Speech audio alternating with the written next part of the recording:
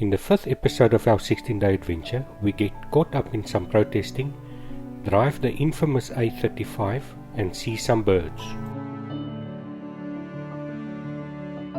For our longest single day of driving during the tour, we left early from Maun, southeast on the A3 towards Sehitwa, where we turned north on the A35 towards Sepupa, where we would spend the first of 2 nights camping at the well-known swampstop. I'll give a quick breakdown of the costs associated with our trip later in the episode. This might give you an idea of how much it will cost you. After leaving Island Safari at around 8, we stopped at the last total garage heading out of Maun to refuel for the trip ahead. We were pleasantly surprised to see a real Botswana protest unfold in front of us. Being from South Africa, the capital of violent protests, this was a pleasant protest to witness. Since Sakawe, which would have been our next reliable source of petrol for the road ahead, was about 450 kilometers from Maun, I suggested that we stop for fuel at Sehitwa. When we left Swampstop for our next camp, 2 days after choosing not to do so, we quickly realized that we should have made the stop. Nevertheless, we continued on the A35, which would lead us all the way to our next camp and then to Namibia.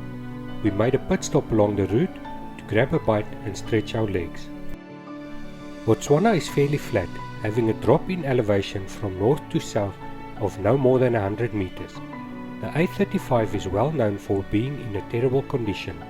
This road was in an awful state when we last drove it in 2019. It is currently no worse than any other road in Botswana. Driving on this route is actually rather pleasant.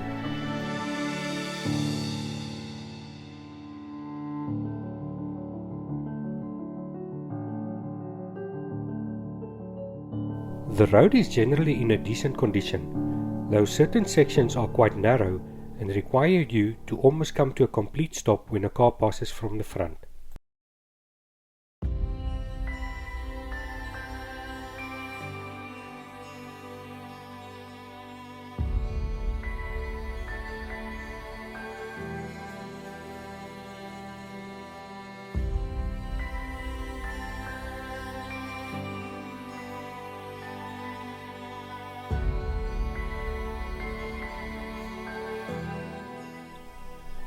We soon reached the turn-off for Swampstop in Sepupa.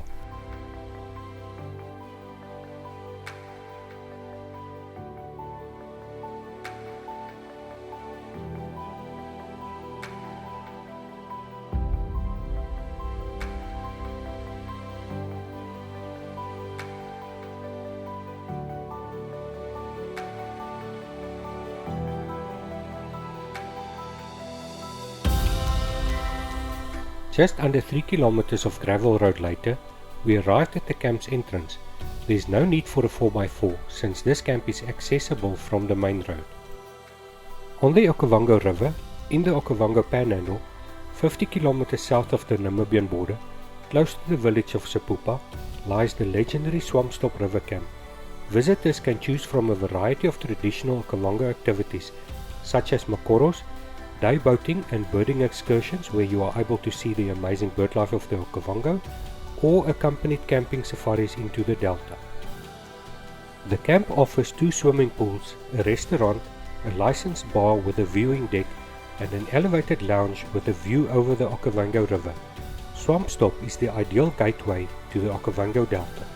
There are sunset cruises, guided island hikes and guided river safaris available. During the bubble run season, visitors can also take part in fishing safaris where the tiger fishing is unmatched.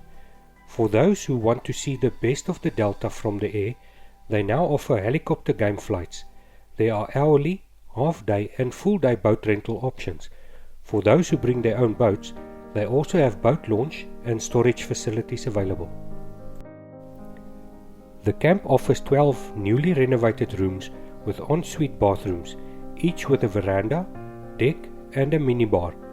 A brand new campsite with 12 numbered and named sites that each have their own dedicated electricity, water, light, trash can and a fire pit.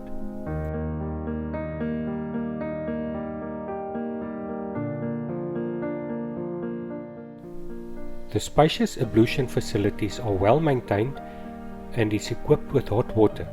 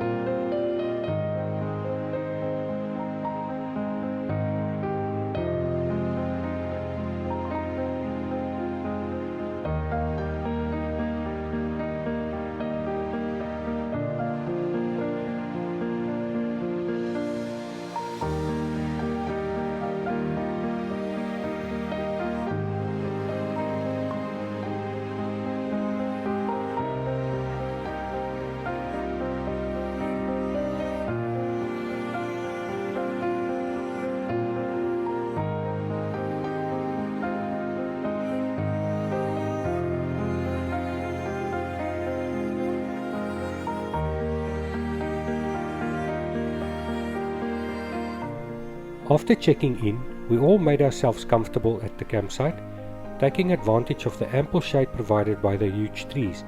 Marius and Christy served the most amazing nachos for dinner, and we enjoyed one another's company while enjoying something refreshing to drink.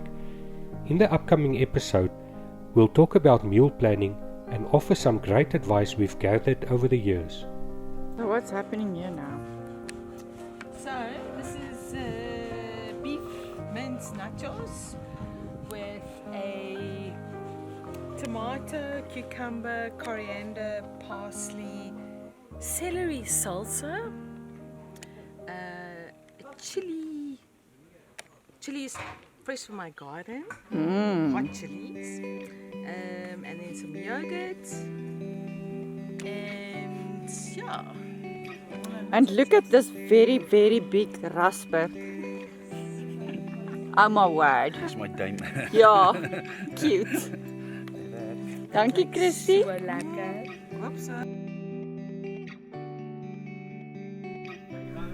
Everyone got ready for bed after a wonderful supper, but I just wanted to make sure that Ben gets his pot. He didn't want any of it, he just wanted to go to sleep.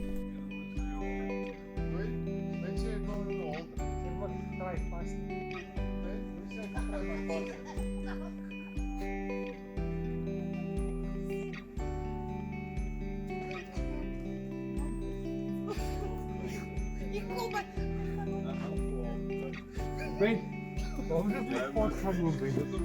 Nee, hy kom nou vanaand nie uitkom. Ek gaan nie uitkom. Ek gaan nie inkom. Ek gaan nie in of uitkom nie. Jy kan op met groot liefde net daar. Dis 'n plek toe. Wat 'n plek. Jy se plek is toe. Kan ek vir myself hoe kyk kom hier?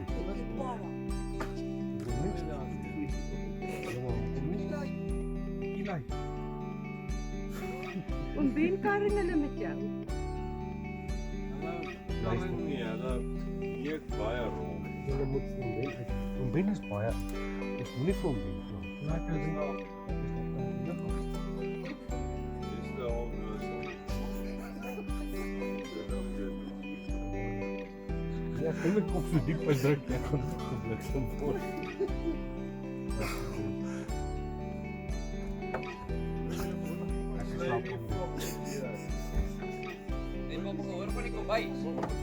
Eers kom nou vir.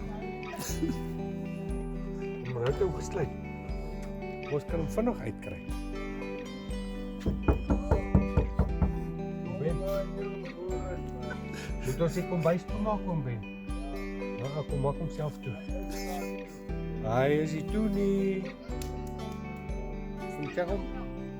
Hulle steel ons nog die ape. Hulle steel ons nog. Ben.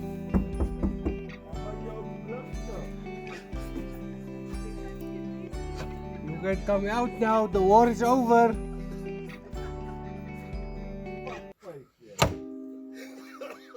Ben.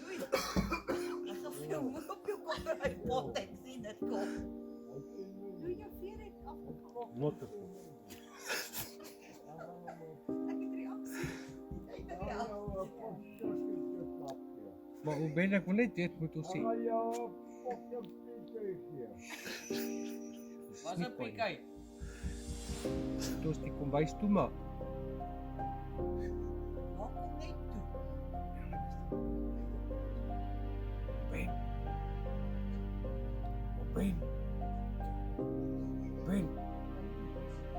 Elise, dis die kombuis toemaak. Vra vir hom Ben of ons die kombuis toemaak. Nee, vra eers vir hom Ben. Geef vir hom Ben, hy lieg.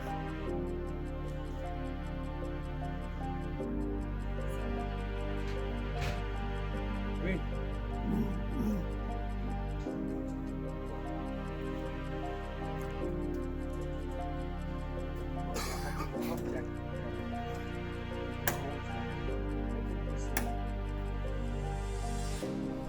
Here is a brief breakdown of the costs for us. However, each trip might be different.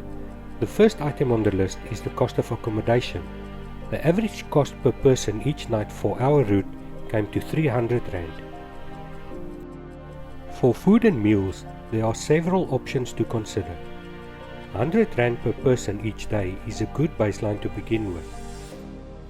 Depending on where you are and what there is to do, excursions can take up a significant portion of the budget. The total cost of our trip's excursions came to 2,240 Rand per person. Border expenses are unavoidable. The border fees will vary depending on your route and whether you are towing or not. Our situation involved towing, crossing into Namibia and taking a self-drive route via Zimbabwe to Vic Falls. Since we had to travel 1,600 kilometers to reach the border, fuel was in our case the most expensive component. For a family of 4 traveling a long distance to the border, we paid 55,000 Rand on our vacation to Botswana. If you found the information provided to be useful, or you think I missed something, please leave a comment.